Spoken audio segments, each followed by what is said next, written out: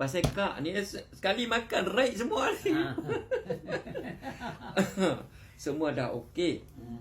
Hari ni pun boleh semayang. Subuh tadi boleh semayang kan. Maknanya sihat elok semua ni. Sihat. Sihat. Mayang makin ringan semua ringan lah badan. Nampak. Balui dah. Cegah lah. Balui dah. Jadi kalau macam ni, mereka kata mahal. Memang mahal.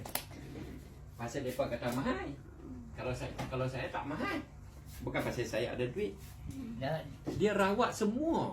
Perasaan Balui, kita, jiwa kita. Dia tenang. Tenang. Lepas tu, kalau kak saya tak tahu lah. Dulu kita rasa macam kosong. Dia tengok suami kita. Takut dia marah. Lah ni kita lebih hormat, lebih kasih, lebih rindu. Betul tak? Maknanya jiwa kita akan normal balik fitrah kita.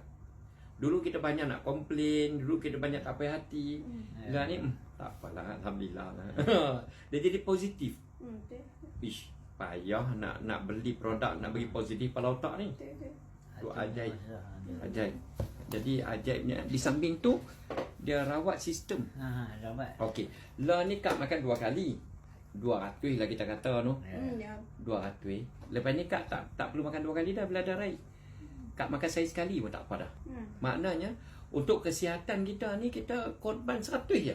Oh, kita normal balik. Sebab dah normal. Dah normal dah, kita normal balik dah. Kita dah normal balik. Cumanya pasal apa? Makan pasal kita dah makan nasi dah tiap hari. Hari ni kenduri 4, kenduri 6 kenduri makan ikut dan nak sumbat balik nanti.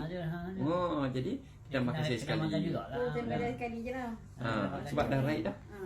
Sebab dah right dah boleh jimat lah. Kita dah teruk. Dia kena boost dos banyak. Ya, mula-mula teruk sangat. Kemas. Yalah. Macam pergi hospital kan. Betul. Hospital dia tanya demam berapa hari dah. Kalau dia kata kita dah seminggu, dia bagi dos tinggi sikit. Dos tinggi dah 4 jam sekali. 4 jam kali. 4 hak teruk. Baru abang kemarin dia bagi hak cerai. Cerai lah, biasa je lah. Itu memang macam tu. Jadi lah ni saya 30 tahun dah, dekat 30 tahun duduk makan. Tak makan ubat lain, tak makan apa. Semua vitamin semua ada dalam madu. Jiwa tenang, hati senang. Rasa seronok hidup. Anak 9 dah tapi tengok bini dia macam baby, macam geram sentiasa.